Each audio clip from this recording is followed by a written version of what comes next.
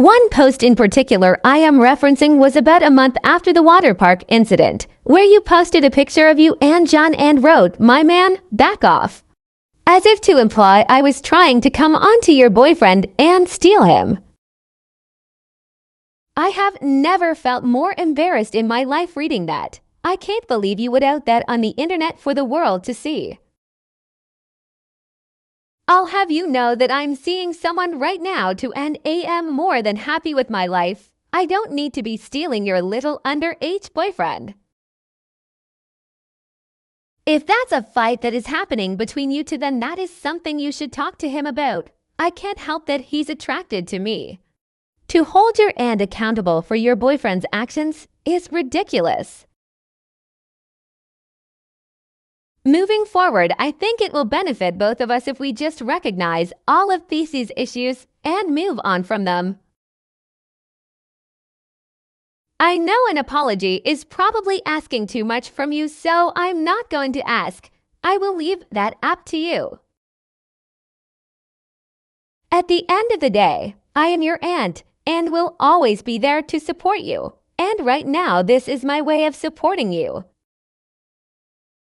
You have hurt me a tremendous amount, but I am hoping that this will now be the start of a healthy relationship between us. I will be looking forward to your apology or whatever you want to tell me. Love, Aunt Maggie. She has completely lost her mind with this letter. Did you see what she wrote about you? Yeah, and I'm sorry, I should have mentioned this sooner. I just didn't think it was necessary, but she did try to slip me her number as we were leaving the water park.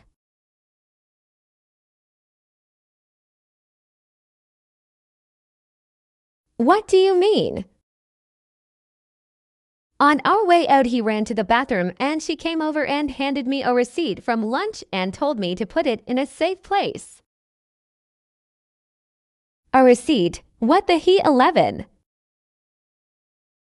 Yeah, on the back of it, she wrote her number with a little heart. I threw it out after we walked away. I'm in one of the trash cans by the exit. Damn, I wish you kept it. I kind of do too now, because I remember another note under her number, but I don't remember exactly what it said. It was something along the lines of if you were seeking the truth or just some fun. Are you joking? Why didn't you tell me about this then? Looking back, I probably should have, but there was so much going on, and you were already so upset. I guess I understand why you didn't. I also didn't think she would ever bring it up again. I honestly thought she'd be embarrassed, especially since I completely ignored it. But this letter is absolutely crazy. She has no shame. She probably thinks I'm still going to hit her up. I don't know if I should show this to my parents or just ignore it altogether. But if I ignore it, I already know what's going to happen. It'll come back somehow, or she'll beat me to my parents and it'll somehow be turned around on me. Will your parents take it seriously or believe you? You mentioned before that they have sided with her. I honestly don't know.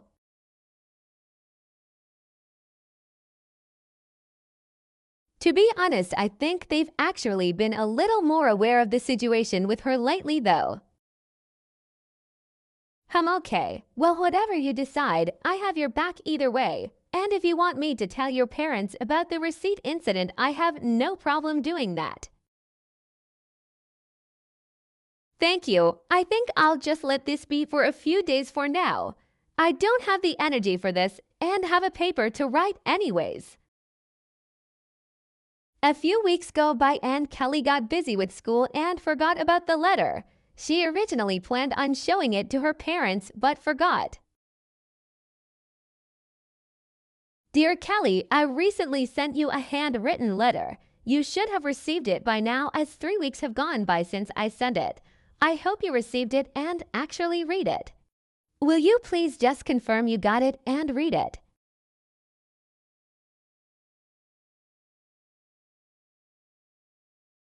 Two hours later.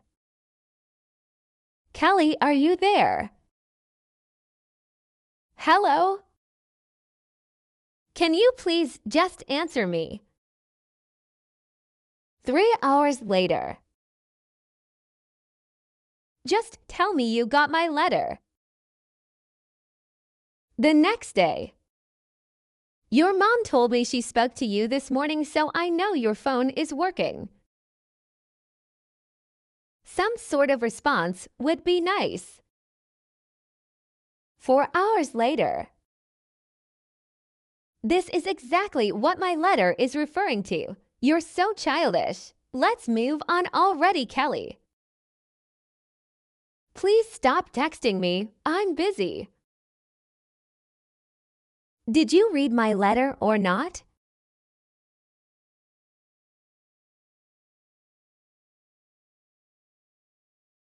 It's a simple yes or no question, Kelly. Surely you can spare 5 seconds of your so-called busy life to just say yes or no. Kelly, answer me. For fuck's sake, Kelly, answer me now. I feel no need to respond to you or your letter. If you are going to keep blowing my phone up, I'm going to block you because I can't deal with this harassment anymore. Wow, Kelly, wow. If this is the game you want to play with me, then fine, bring it on. This isn't a game, Maggie. Please just leave me alone. Oh, don't you worry. Next time it won't be me you will be hearing from. Assuming you read the letter, just remember I did try to warn you.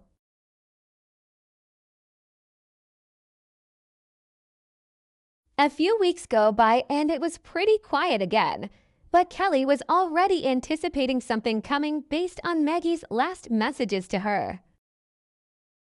She didn't want to bother her parents with it unless it goes serious. She felt like so far she was able to handle it and ignore it for the most part, and it wasn't really affecting her or her studying too much. And then she received another letter, a new one, and this one was sent priority mail with a required signature. She didn't realize it was from Maggie at first because it was addressed from some attorney, and when she opened it she noticed right away it was on a letterhead. The letter. To Kelly, you are hereby notified to immediately cease and desist from further spreading incorrect, false, and inaccurate information and news against Maggie. Against Maggie relative to her relationship with John N. or any other individual or male partner. We have taken note of and have pictures of the following Facebook posts from your account. These were listed in bulleted format with said pictures attached. One picture with description posted on August 3rd around 2 p.m. One status update post OK September 14th around 6 p.m. One picture with description on September 29th around 12 p.m. The above-mentioned posts and pictures are examples that prove that you have personally stated willfully false and misleading comments about our client. These posts are a direct threat to my client's character and therefore are viewed as a vile attack on her character over a period of time with the impression that this is planned to continue. We demand that these posts be removed and any further comments on any social media platform or otherwise public statements cease immediately. We expect this to be done within 3 days or you receiving this letter. Once the posts are removed, please send an affirmative response to my email, which is realattorney@gmail.com. This should be done no later than November 6th, This email should indicate to us that you have fully complied with these requirements. If we do not receive an affirmative response from you by the above ruin day and the posts are not removed, we will be forced to assume you are unwilling to cooperate, and we will be seeking further legal action.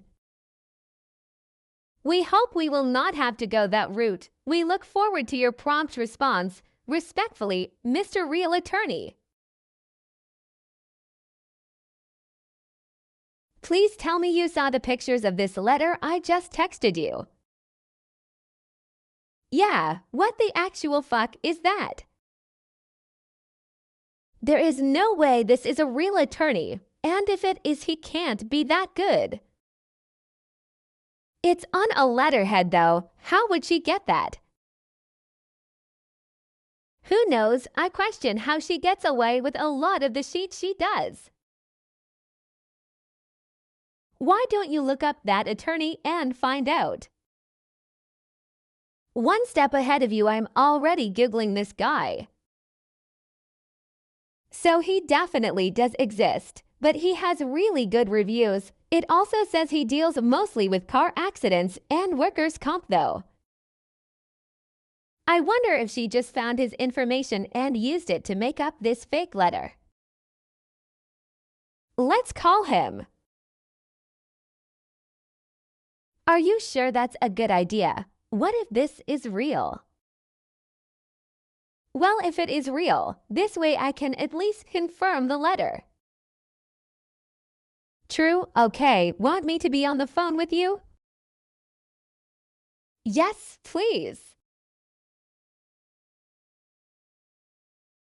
You have reached Mr. Real Attorney's office. How can I help you?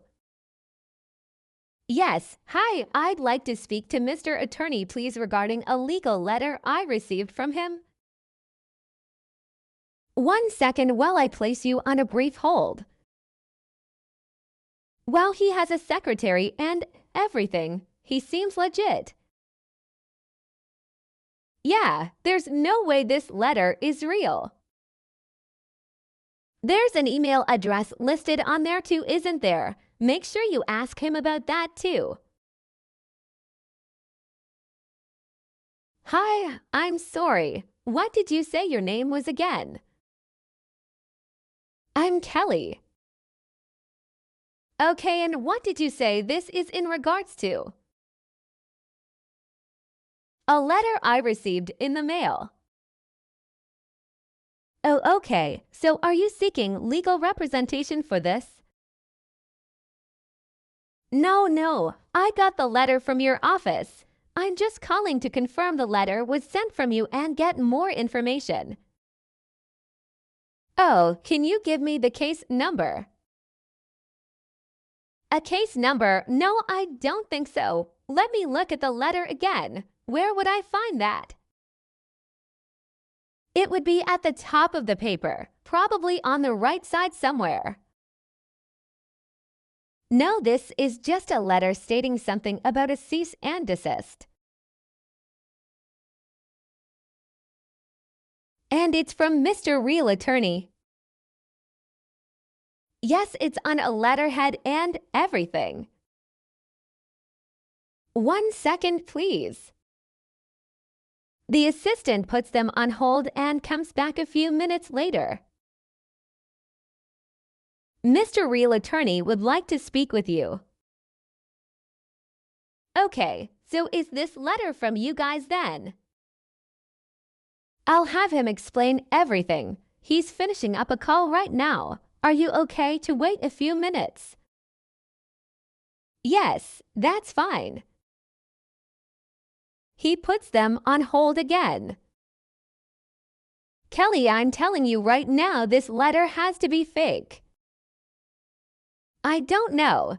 That last thing he just said to me sounded weird. There's no way.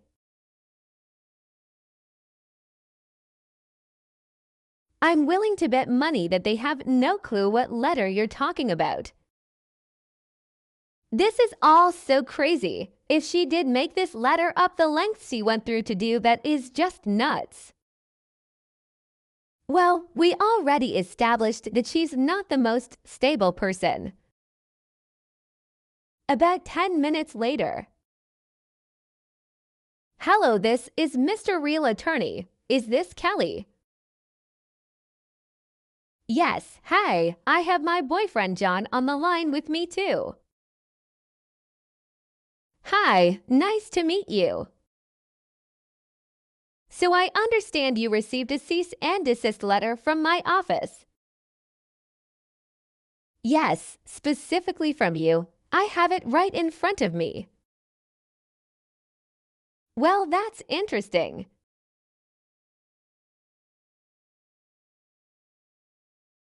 And my assistant mentioned something about it being on a letterhead. Yes, it's on a letterhead with your office name. That's how I was able to find your office and number to call. The number wasn't on the letterhead or in the letter, though. I looked it up.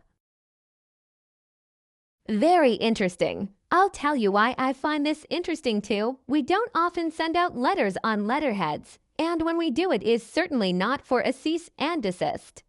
But we rarely send out letters at all. Also, the letterhead we have is a very specific one that does include our office number as well as my assistant's name. Does that letter include his name anywhere? No, not at all. I only see your name. Well, okay, even more interesting. So are you saying this letter is fake? It could be. Or it could be there is another attorney with my name. However, with my name being so unique and you finding my office number, I'm not sure that's the case. I would also need to see the letter because if someone is pretending to be me, I can't have that. I agree. If someone is pretending to be you, that's definitely not good. Would you mind sending me a picture of that letter? I'd like to see it for myself. Yes, of course. Now there is also an email listed on here. Is your email realattorney@yahoo.com? No, not even close. We have our own at handle. I would never use Yahoo for my practice. Oh wow, so this is definitely fake. What is your real email address so that I can send this picture to you? It's realattorney@attorneylaw.com. Okay, I just sent it over. This is something she can get in serious trouble for, can't she? Yes, of course. But wait, do you know who actually sent you this letter? Oh yeah, sorry, let me catch you up to speed. I have a psycho aunt that thinks she is God's gift to this earth. Long story short, she made a pass at my boyfriend over the summer at the water park. She now thinks I have been taking jabs at her on social media. So out of curiosity, do you ever actually mention her name or post her picture in any of your posts? No, never. Okay, let me take a look at this letter. I have to say, I have been practicing law for 12 years now and this is a first for me.